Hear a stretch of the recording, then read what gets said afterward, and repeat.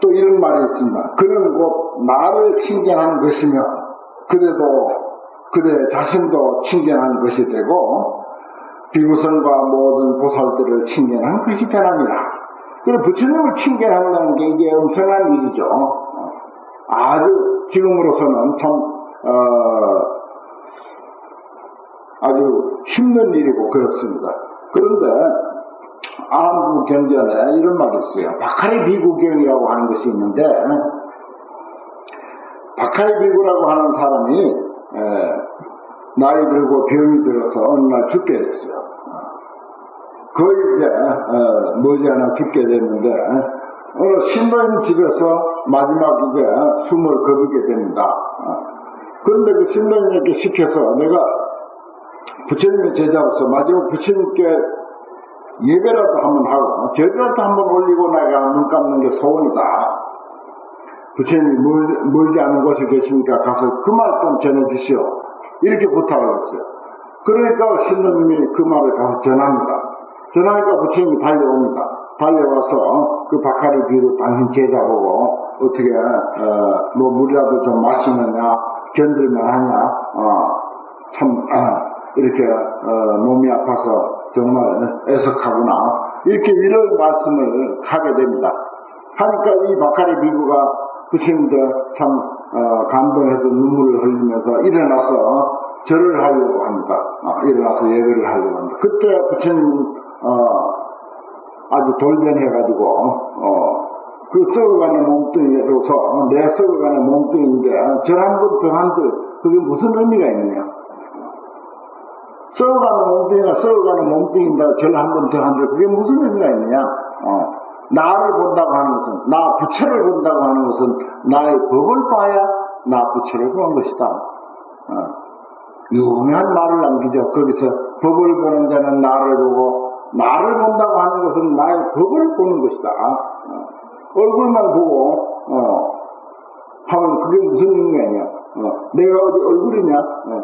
내가 이 세상에서 부처라고 하는 것은 나의 깨달음의 진리가 있고 나의 사상이 있고 나의 가르침이 그게 곧 나다. 그래서 법을 보는 자는 나를 보고 나를 보는 자는 법을 본다라고 하는 이 유명한 말씀을 남기게 됩니다. 그래서 그 박하리 비구가 그런 소리를 듣게 돼요. 그 비구 스님은 그 몸뚱이 일으켜가지고 부처님인데 그 절을 한번 하는 것이 소원이었는데 얼마나 차원이 다릅니까? 썩어가는 몸뚱이 가지고 썩어가는 몸뚱이인데 절 한 번 더 하는 게 그게 무슨 의미냐 이거예요. 나의 법을 봐야지. 나의 사상을 봐야지. 내 정신이 무엇인지를 알아야지. 그러한 아주 단호한 가르침을 남겼던 것입니다. 그래서 여기도 그렇잖아요. 그런 곧 나를 칭견하는 것이다. 부처님을 칭견한 거예요. 이 법화경 공부 제대로 하고 여기서 이제 부처님 경전을 널리 전한다고 하는 것은 곧 부처님의 심부름 그리고 부처님을 바로 칭견하는 것이 된다. 이런 이야기입니다. 제가 그 법궁양 운동, 그 저를 생각할 때, 저 스님은 무슨 경을 잘 아는 사람도 아니고, 무슨 이런 강사도 아니고, 그런 거 떠올 필요 없습니다. 저 스님은 법궁양 하는 사람, 법궁양 운동하는 사람이다. 그 생각을 해주면 좋겠어요. 법궁양 운동. 부처님의 법을 많은 사람에게 공양 올리는 그런 운동을 하는 사람이다. 그렇게 기억해주면 저는 제일 좋겠고, 만약에 내 묘비명을 쓴다면 법공양 운동하던 사람이 여기에 잠들었다.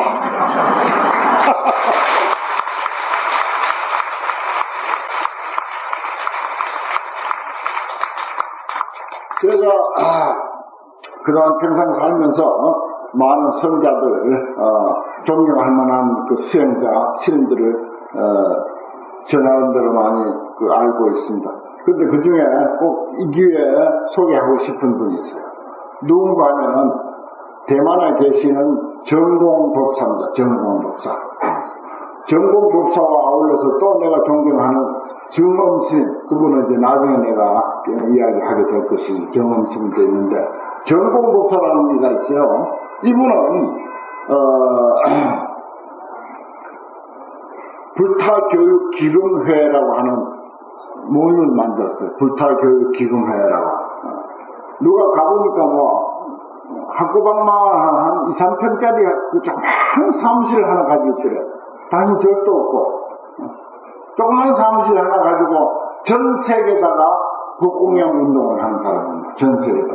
영문으로 된 책과 한문으로 된 대장경 내지 불교 서적을 곳곳에 다 보내요. 우리나라도 컨테이너로 얼마나 여러 번 왔는지 모릅니다. 저도 그것을 전해서 공부도 하고 그렇게 했는데 제가 그 스님을 나중에 존경합니다. 한 번도 그 스님 본 적도 없어요. 이야기 나눈 적도 없습니다. 물론 그 스님을 인터넷이 있습니다. 인터넷 사이트에 들어가서 본문은 듣습니다만 정말 그 스님의 그 부처님 법을 만차나 모든 사람들에게 공양 올리고자 하는 그런 그 원력 그것이 너무 감동적이어서 내가 그 흉내를 내놓으라고 하는데 그 스님인데 뭐 1000분의 1도 못 미치죠. 그 스님이 하는 운동에도 되면 그 스님은 외국에다가 컨테이너를 박수로 채를 막 보낸다니까. 그 나라는 대만 전역에는 말할 것도 없고 중국 본토에는 말할 것도 없고 동남아시아뿐만 아니라 서양에까지도 컨테이너로 그냥 법을 막 그 법공양을 그렇게 올리는 겁니다. 그래서 저는 그 스님 한 번 본 적도 없고 이야기를 나눈 적도 없고 무슨 편지 거래가 한 번 있는 것도 아니지만은 뜻이 같으니까 사상이 같고 생각이 같기 때문에 나는 전공 복사하고 항상 함께하고 있다. 저는 스스로 그렇게 생각을 해요. 그래서 내가 이 세상에서 제일 존경하는 스님이 전공 복사야. 한 번도 본 적 없어. 이야기를 나눈 적도 없어. 그러나 뜻이 같아. 부처님 법을 이 시대에 우리가 전할 수 있는 그런 그 수단과 방법을 다 동원해가지고 많은 사람들에게 하나도 깨우쳐주려고 한다고 하는 그런 마음입니다. 일찍이면 내가 수십만 장을 그동안 찍어서 그렇게 많은 사람들에게 이제 법공양 올리고 있는데 어떤 사람들은 그건 코를 닦아서 버리기도 하고 휴지로 쓰기도 하고 가다가 저 등산길에 그게 이제 그런 내가 나누는 그 종이가 곳곳에 흩어져 있어요. 그러면서 어떤 사람들이 내가 해놓은 것을 저 사람들이 저렇게 입지도 않고 아무데나 갖다 저렇게 막 버리지 않느냐, 왜 그런 짓을 하느냐, 이렇게 이야기해요. 저는 그럽니다. 이걸 10,000장을 가져가가지고 10,000명이 이것을 가져가가지고 그 중에 한 사람만 깨우친다 하더라도 나는 1000배 10,000배 소득을 본 사람이다. 이걸 예를 들어서 10,000권을 여러 사람들에게 나눴다 손치더라도 그 가운데 한 사람만 여기에서 감동하고 그 사람이 여기에 발심을 했다면 나는 10,000명의 책과 그 속에서 다 뺐다 이렇게 보는 거예요. 그런 생각해야 합니다. 그 전공복사는요 전 세계에다가 수백만 권을 보냅니다. 그 가운데 한두 사람이라도 거기에 감동을 하고 그게 눈을 뜬 사람이 있으면 그러면 그 스님은 수백만 권을 전 세계에다가 보낸 그 값을 했다고 보는 거예요. 원력을 가지고 사는 사람은 그 정신이 그렇습니다. 그러니까 내가 이런 기회에 이 법공양 운동을 말씀드리는 것은 나도 뭔가 사람의 태어났더라고 좋은 일을 하고 싶은데 저런 일을 해야 되겠다 하는 그런 생각을 하는 분이 한 사람만 나온다. 두 사람 나올 필요 없습니다. 한 사람만 나오면 나는 그 값을 하는 거예요. 그런 생각을 합니다.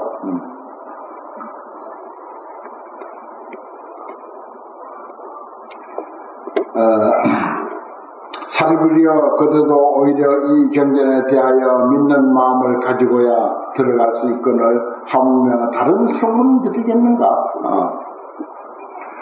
그들 다른 성문들도 부처님의 말씀을 믿음으로써 이 경을 수순하지만 자신의 지혜는 아니라 그렇습니다. 이 경전을 우리가 믿음으로 해서 내가 그것을 100% 납득하고 그게 이제 소화가 된 뒤에 한다는 것은 어렵습니다. 이 법화경이 좋다. 이런 말씀은 참, 좋다. 이렇게 조금만 이해하고, 그리고 그냥, 부처님 말씀이니까, 이렇게 믿고만 들어가도, 그것이 이제, 훌륭하다는 것입니다. 꼭 자기 지혜가, 그것이 100% 소화가 된 뒤에 한다는 건 아니에요. 그럴 수는 없습니다. 그건 어려운 거예요. 무조건, 믿는다고 하는 게, 이게 참, 중요한 거죠. 여기에 이제 경을 들을 수 없는 근기를 여기 소개했어요. 47번에 보면. 또 사리부리여 교만하고 게으르고 나라는 소견이 있는 이에게는 이 경전을 설하지 말라. 범부들은 소견이 얕아서 오욕에만 탐착하여 경전을 들어도 이해하지 못하니 이런 이들에게는 역시 설하지 말라. 그랬어요. 부처님이 어떤 경우는 누구에게든지 다 설해라. 예를 들어서 씨앗을 뿌리는데 비옥한 옥토에만 씨앗을 뿌리는 게 아니라 척박한 자갈밭 모래밭에도 뿌리고 심지어 바위 위에도 뿌려라. 그러다 보면은 그 싹을 키우지 못하는 경우도 있지만 혹 그 씨앗이 어디로 날려가가지고 흙이 있고 습기가 있는 데로 날려가가지고 싹을 틔울 수가 있다. 예를 들어서 여기서 못 듣더라도 어디로 저쪽에 어느 다른 곳으로 이사를 가가지고 미국 쪽 이민을 가가지고 거기서 고생하다 보니까 공원사와 법회가 생각이 난다. 그래서 거기서 새롭게 발심하는 수가 있는 거예요. 실컷 공부하라 할 때는 안 하다가 엉뚱하게 다른 데 가가지고 고생 하다 보니까 저희 생각이 나는 거야. 부처님 생각이 나고 우리 삶의 진정한 가치가 부처님 말씀을 공부하고 전하는 것이라는데 하는 이렇게 발심될 때가 있어요. 씨앗을 바위에다 뿌려놔도 그것이 날려가가지고 어느 날 저기 바위 밑에 가서 흙을 만나고 습기를 만나고 싹을 피울 수가 있습니다. 이 불법의 이치라는 것도 그와 같아요. 그래서 그렇게까지 생각하는 것입니다. 여기 이제 오욕에 탐착하여 경전을 들어도 이해하지 못하는 이들에게는 설하지 말라. 이런 표현은 그는 앞에서 말씀드린 것하고는 다른 입장이죠. 이거는 이제 무슨 말인가 하면 경외학적인 인간에게는 참 부처님 말씀 이게 손에 잡히는 것도 아니고 당장에 무슨 단도 10원 이익이 되는 것도 아니고 우리가 기도하고 부처님께 전하고 무슨 복 짓고 그 다음에 공덕 닦고 무슨 다란이 한번 외우고 하는 게 이게 눈에 보입니까? 무슨 당장에 무슨 소득이 있습니까? 그런데 그게 이해가 안 되는 사람들이 세상에 많습니다. 그런데 이 자리에 부처님을 믿고 불교를 믿고 하는 사람들은 전혀 눈에 보이지도 않고 손에 잡히지도 않지만 그게 이해가 되는 거예요.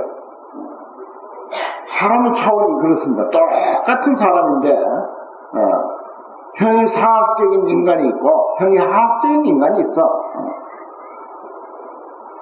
이게 그 종자가 따로 있는 것은 아니지만 이를테면 물질 현상에만 인간의 모든 가치를 두고 사는 사람,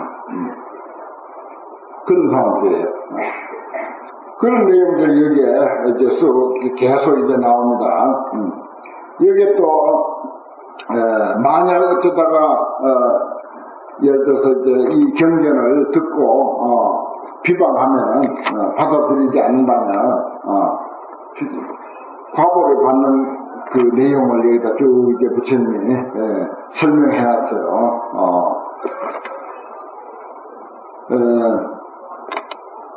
그 내용 가운데 부처님의 종장을 끊었으므로 이와 같은 죄의 과보를 받느니라.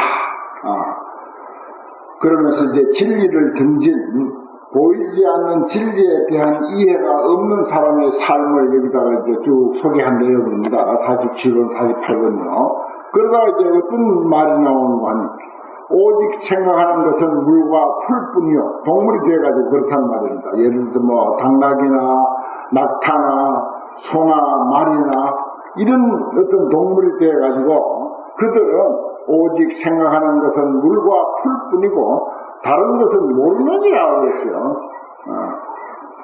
단연수초요 여무소지라. 경문에 그렇게 돼요. 다만 생각하는 것은 물과 풀밖에 생각 안 해. 그리고 다른 것을 아는 바가 없다. 뭐 부처님이 죄 없는 당나귀나 무슨 소나 말이나 이것 보고 이야기하지 않습니다. 사람 보고 이야기하는 거예요. 사람 보고.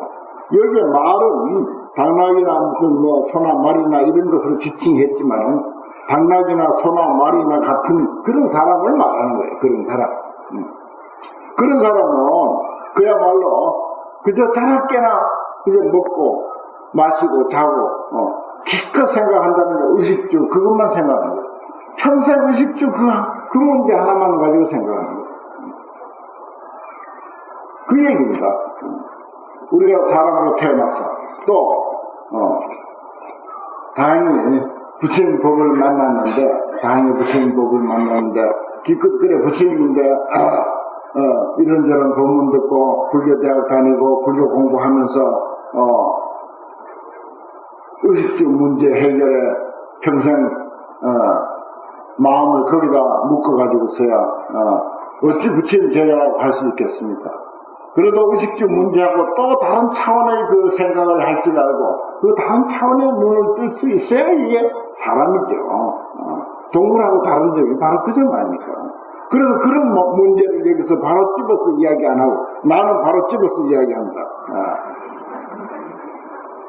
다만 물과 풀만 생각하고 의식주 문제만 생각하고 그 외의 것은 아무것도 문화도 모르고 종교는 더욱 모르고 철학은 더욱 모르고 마음 닦는 문제는 도대체 모르는 거야. 왜 저렇게 밤새워서 다랑에 기도하고 있느냐 저 고생을 해가면서 그 밤새워서 어디 가서 청소라도 했으면 하다보다 다음번은 몇만 원을 받을 텐데 이 생각을 하는 사람이 수두룩한지 실제로 이해 못해요. 그걸 부처님은 뭐라고 단념수초의 영소이라 다만 안다고 하는 것은 물과 풀 먹을 것밖에 모른단 말이야. 그 외에는 아무것도 아는 바가 없다. 관심 없단 말이야. 이렇게 표현해놨어요. 이 법화경 무서운 소리입니다. 이거. 법화경이 뭐 우리에게 귀에 달콤한 소리만 쓰는 게 아니에요. 사정없이 이렇게 형이하학적인 인간을 이렇게 표현하고 있습니다.